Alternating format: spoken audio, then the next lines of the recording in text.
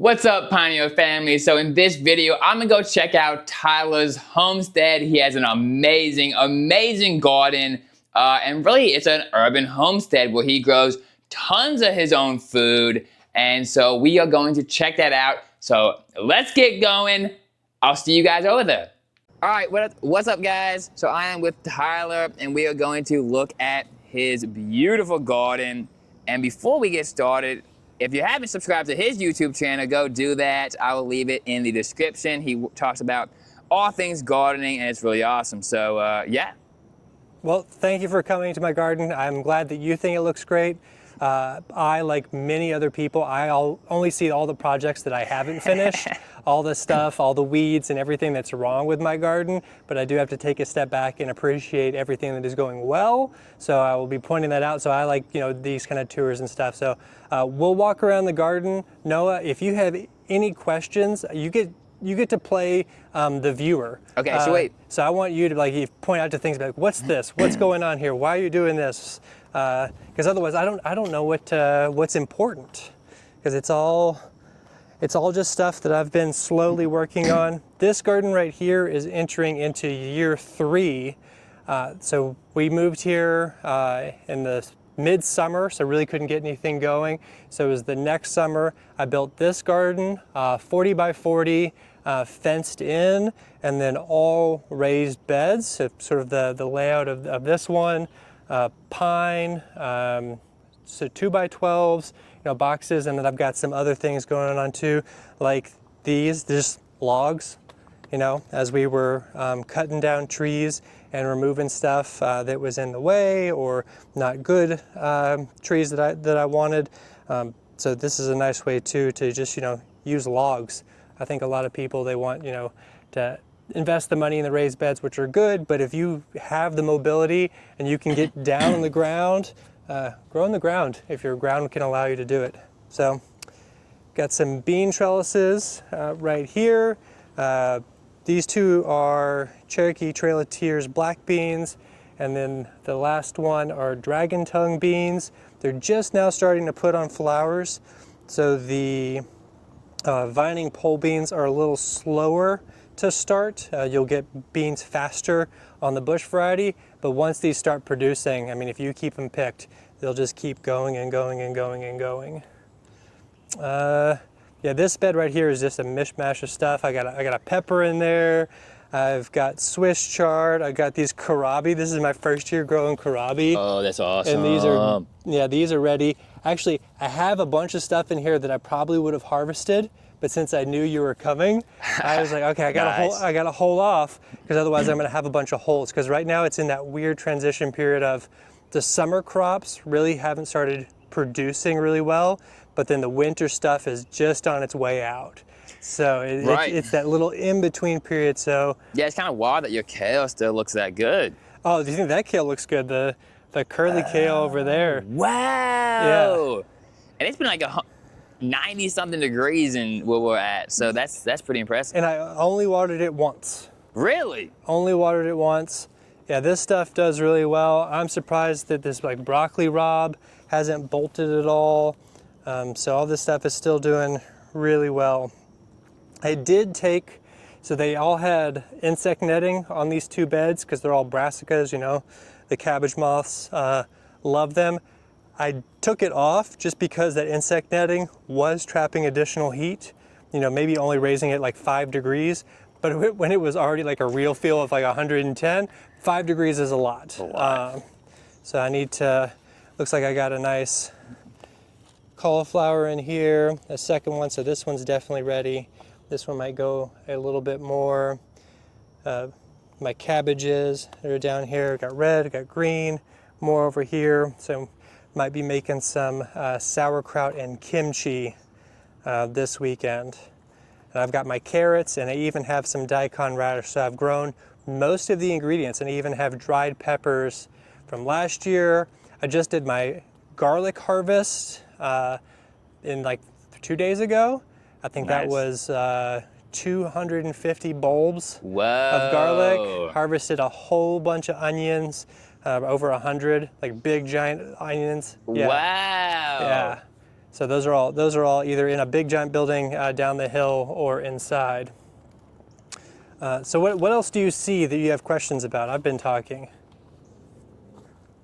I'm really looking at this kale. That's really, really impressive. I have not seen, go to a lot of gardens and I have not seen anybody's kale midsummer look like this. What do you, I mean, what do you do? Is there any like special tips, or like is it like the variety that you're using? It's the variety. So this is the triple curled kale, a triple curl or Dutch triple.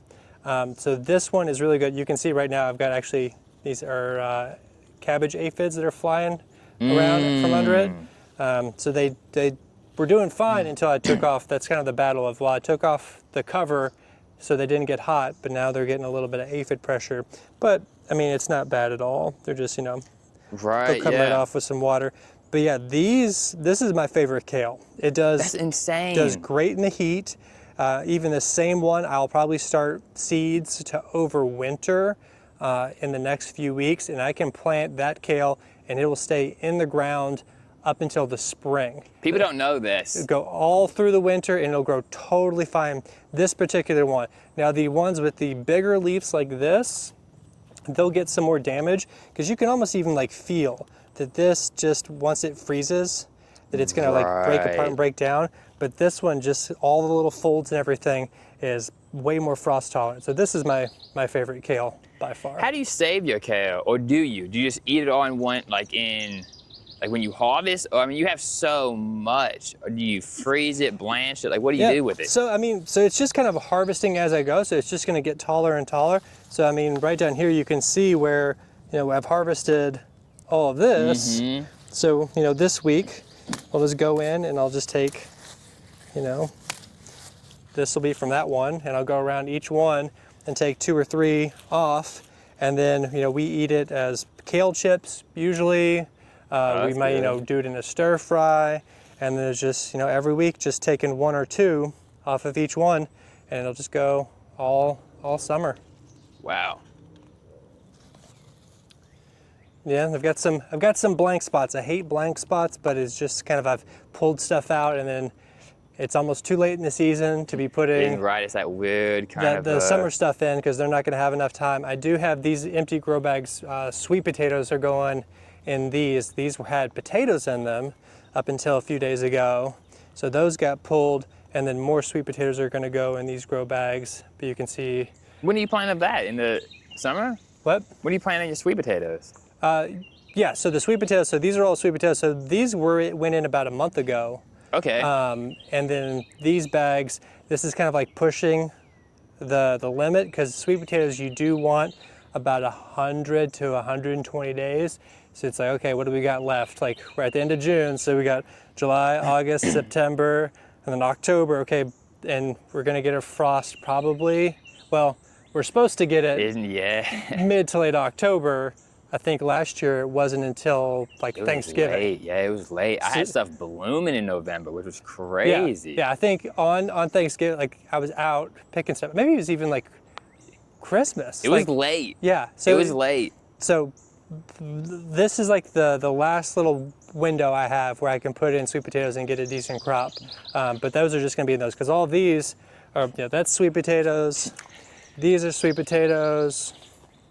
So I've got a lot of sweet potatoes planted. Yeah, I think that's a great way to look at it too, because I think a lot of new gardeners, they plant in the spring, they harvest in the summer, and then it's done. And it's really, you can harvest and you can just count your days. And if you have, you know, 200 more days of growing season or 150 days of growing season, you can still plant something that only takes 100 days or 75 days. Yeah. You get so much more food like that. And it's, you know, you don't have the bare spots, and you put those, you know, the roots in the ground, feed that soil. It's just good to have something planted. Yeah. And you know, it helps that I pretty much like and eat every single vegetable. Right. But if, you know, like radishes, like there's good heat tolerant radishes that I can put in that'll be producing in 28 days. So all these bare spots I could tuck in there, and then, you know, in less than a month I've got something. You know, when these carrots come out, I'll probably those are looking crazy. Oh yeah, let's. You got any good carrots in here? Wow. You said this is the third year of the garden? Yeah, third year Wow. of this garden. So that was one variety. What's this variety? Oh, that's a nice. That is a nice one. And your tomatoes are starting to look good too. Oh yeah, yeah. That was probably one of the first ones I put out as I was tempting the frost. So that was doing You have well. lots of tomatoes over there, don't you? Oh yeah, yeah. Let's go out to Oh, the. I did not see that. Do you have any more questions on this area No, of this garden? I think that we can go to the next. Okay. Yeah, this bare spot over here, that's where I had my onions in this row down the center. Oh, with the... Yeah, with the strawberries, because eventually this will be a strawberry bed probably next year. All of this will fill in, but since it was the first year putting strawberries in this bed, I needed something else going on. It wasn't going to fully take over just this year. So I had onions down the center and then pulled those out. There were onions back in that bed. So now that's bare. So I got to figure out something to put in those spots. And what mix are you using? Is it like a Pacific mix you like, compost? Like what are you putting in these beds? So when I first set up these beds, I thought I was going to do like just almost pure compost to put in there. Then the compost I got was still like really hot and woody. And I was like, don't love that. So then I brought in topsoil, screen topsoil. So it was almost like a 50-50 mix of bringing it in. And then now it's just kind of been topping with compost every single year as it sort of slowly breaks down, and then amending it with things like blood meal for nitrogen, for my phosphate, like bone meal, so things like that. So organic amendments on top to kind of bring it back up as I deplete it out. Oh, and you can see all of my plants through here. Yeah, all these thoughts. Now these are all actually native plants. Okay. Yeah. Oh, you got a lot of swamp milkweed. I do. I need to plant some of that out and pot it up too. I'm toying with the idea of starting a little native plant nursery. So that'd be awesome. So that's the kind of start of it. You right definitely there. have a space to do it back here.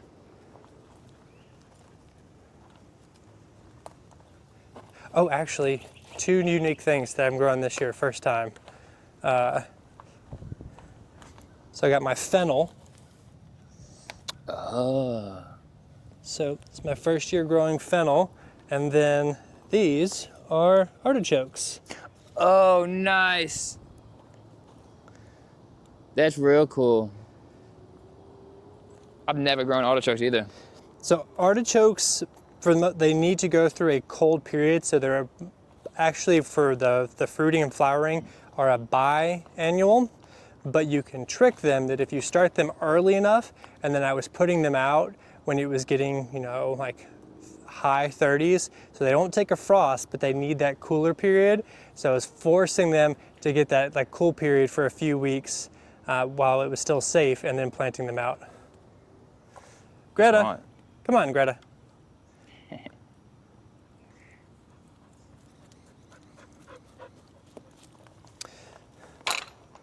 Yes, so this garden was what I did in year 2. Expanding it out in more traditional rows. My rows are 2.5 feet wide, 30 feet long, and keep them pretty intensely planted. And the idea is that these are no-till beds. Nice. So I'm not going through and tilling every single year. The rows are almost like raised beds that I laid them out, and they're gonna stay rows. Nice. So I've got my wood chips in my paths that I replenish every year, but also it's breaking down where I can then take that medium and then actually turn it into the rows. It'll break down into compost in the fall, so I can have that. And then, yeah, these are my tomatoes, and I've got actually kind of a trial and experiment going on here. So growing up, we always grew them in cages like this. And the idea of pruning, removing suckers, like just didn't do it. Oh, really? Yeah, you threw the tomato in the cage. Maybe you would pull some stuff off at the base to allow a little bit of airflow and the splash so you wouldn't have that early blight, but just like let it go. And they produced tons and tons of tomatoes. Now since then, everything you read is like, oh, well, you've got to, you remove your suckers and all the stuff. It's a whole lot of work. So what I'm doing is, so I've got, this is a Wisconsin Chief, this is a Wisconsin Chief. So this one I have on the trellis. I've got 2 leaders I'm pruning it, removing all the suckers. This one I threw in occasion, I'm not doing anything. Okay, that's gonna be a cool experiment. Yeah, so I will, as I harvest tomatoes off of both of them, I will catalog and weigh them. So at the end of the season, I'll know, nice. like, does it actually produce more volume and fruit for the extra labor? Or are you better off just tossing it in the cage and just letting it go? So I've got 3 different varieties where I'll be trying that out for these ones. And then starts moving into my cherry tomatoes. These are more of a Roma style down here. And some of them are starting to come on too, my Romas. Yeah, they are. Oh yeah, my little cherry tomatoes. Looking real good. Yeah, the sun golds. You've had a sun gold? Mm-hmm, they're good. Yeah. They're good. They're good. They're probably one of the best tasting cherry tomatoes. The only problem is the skin is so thin that if it even a drop of rain comes when they're ripe, they bust. Yeah. They explode open. They're super fragile. They are the best tasting. Have you ever had the black cherries? I have, and this one is actually a black cherry tomato that was a volunteer my second year that just showed up in a flower bed. I let it go and it made these cool black cherry tomatoes, and so I kept the seeds, and I've been growing them every year since. I like how you did this. This looks really cool. Just putting one of these in the ground and using a cattle panel. Mm-hmm.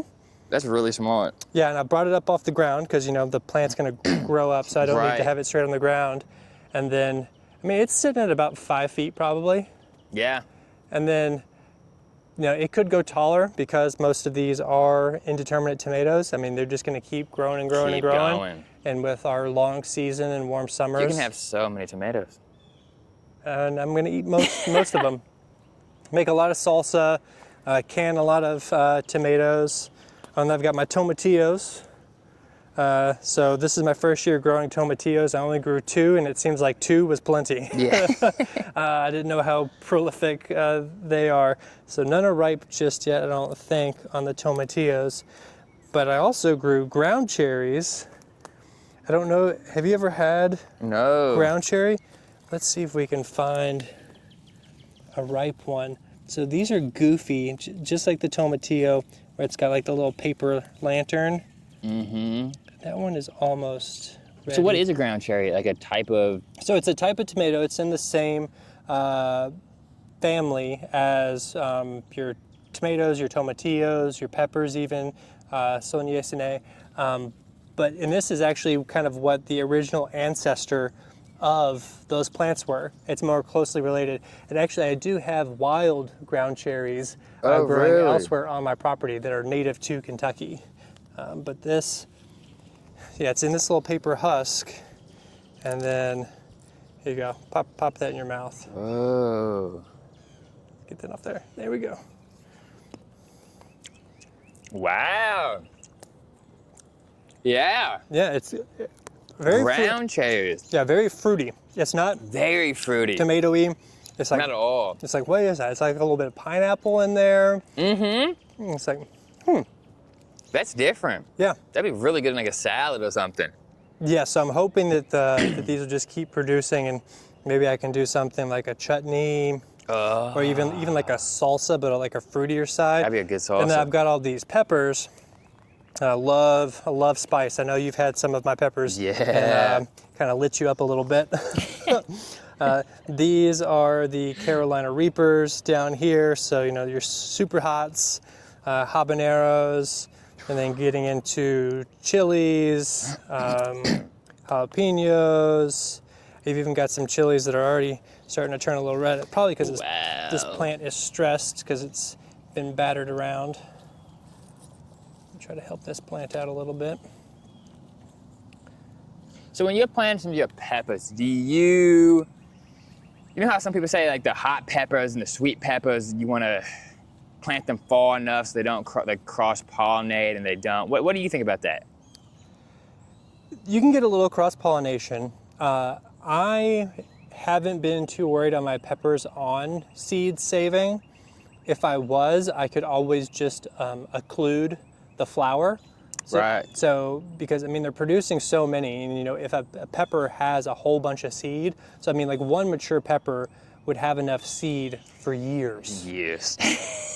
So you only have to really worry about one pepper, Right. not cross-pollinating. Right. So I've got, this little flower bud right here that's yet to open. I could throw a little tiny mesh bag on that. It doesn't really need to cross-pollinate with anything else, it'll be self-fertile. And then I know that, okay, that pepper, I can save the seed. Right. And I can grow more of the exact same one. Yeah. So I don't worry about having them spaced far apart. I mean, they're about 2 feet I don't either. away from one another. No, this is super efficient. Oh yeah, and my shishitos, these are probably my favorite. Just because they produce so fast, and it's just like as fast as you can pick them, they come right on.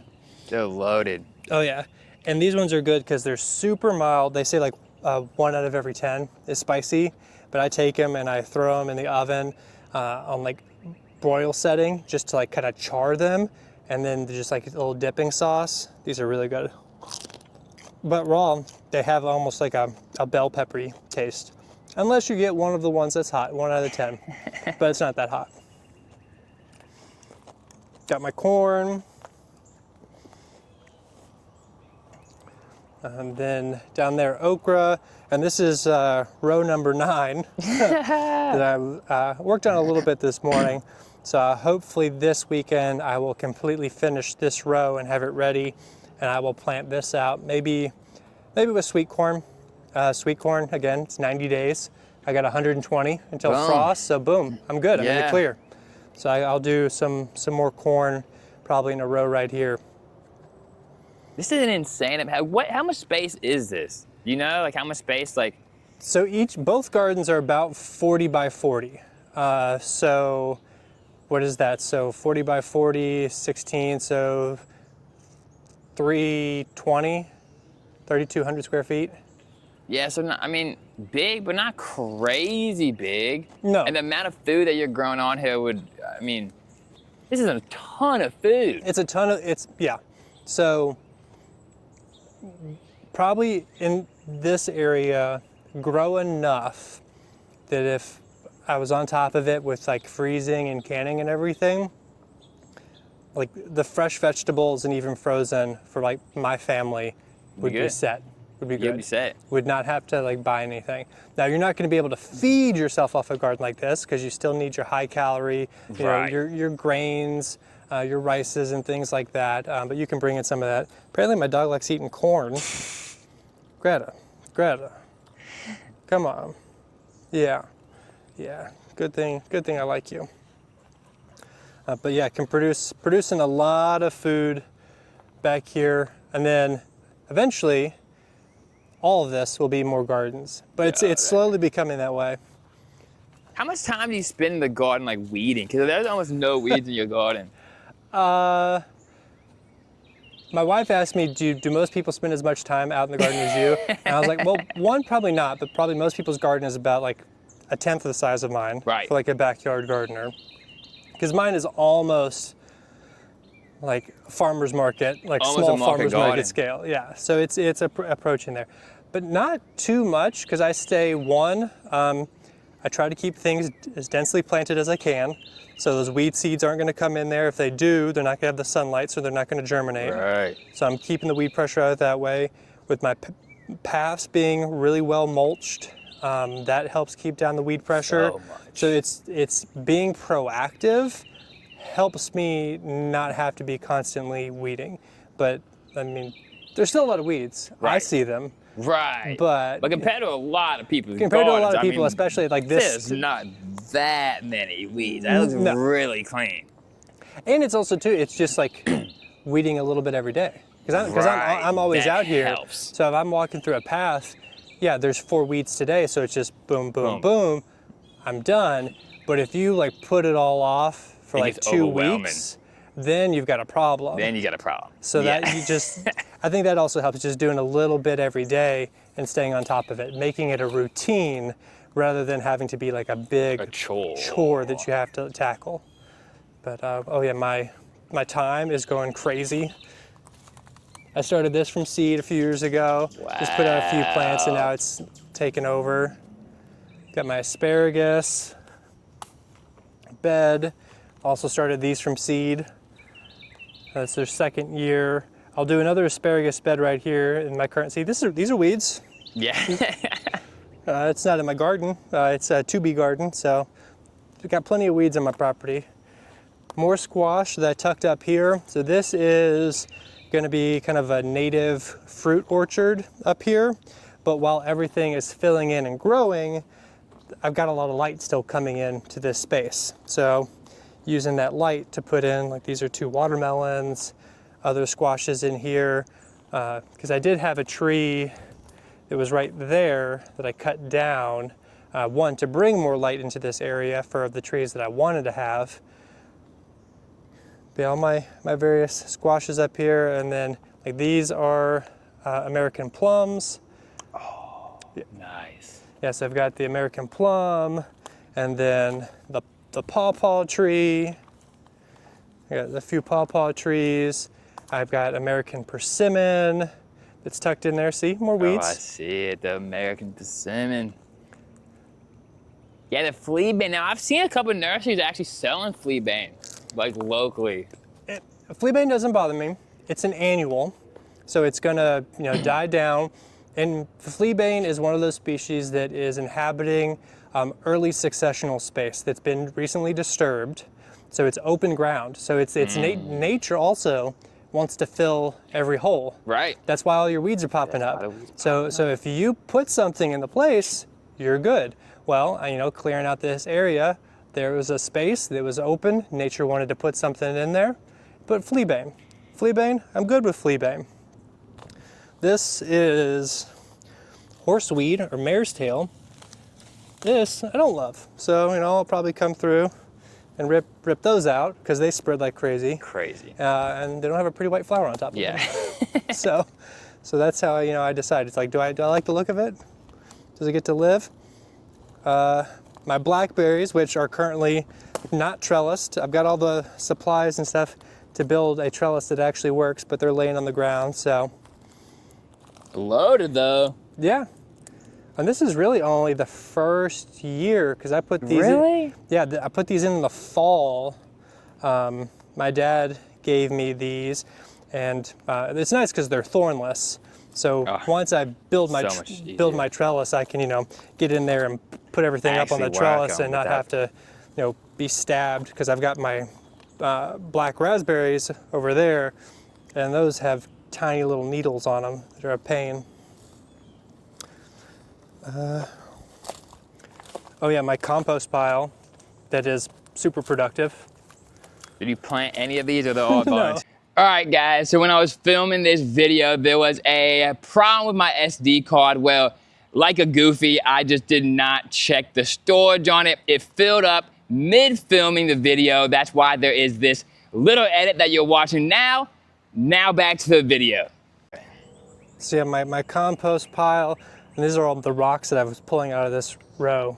My whole backyard is just rock and rubble, as you can see, but slowly getting it out of the ground so I can grow food. Yeah, so I'm very big into native plants. This is not a good example of that. This is what probably a lot of people shouldn't plant. This was just one of those mixes that's just called wildflower mixes. Mm-hmm. Well, a lot of these are wildflowers, yeah, but not necessarily to North America or my area. These are black-eyed Susans. Some of these are like different cultivars or showing some variation, so they're not the straight genetic. And then like blanket flowers in North America, but not to Kentucky.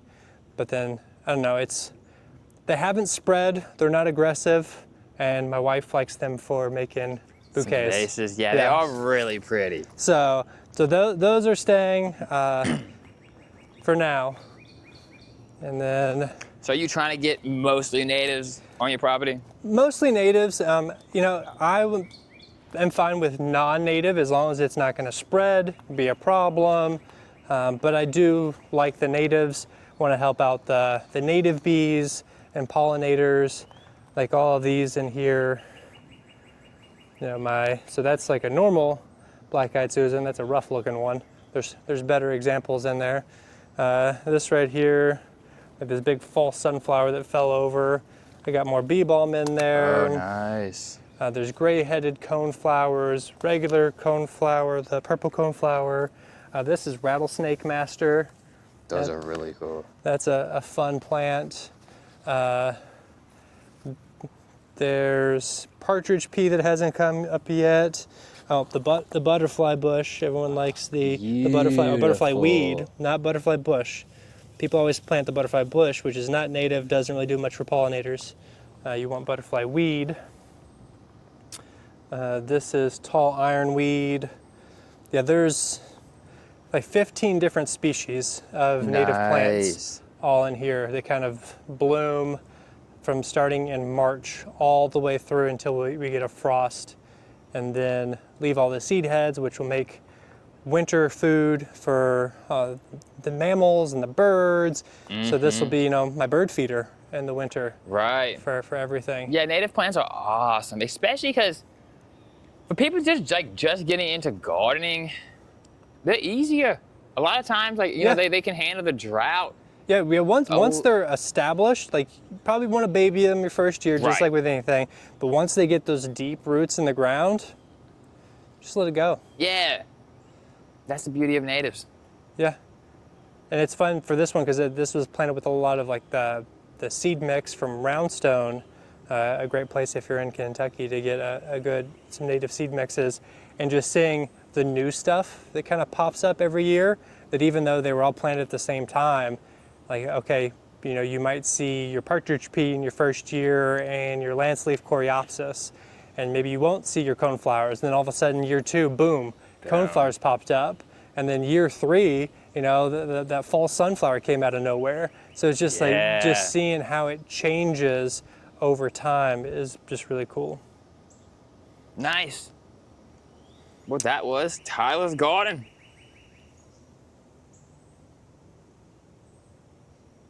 Thank you. You're very welcome.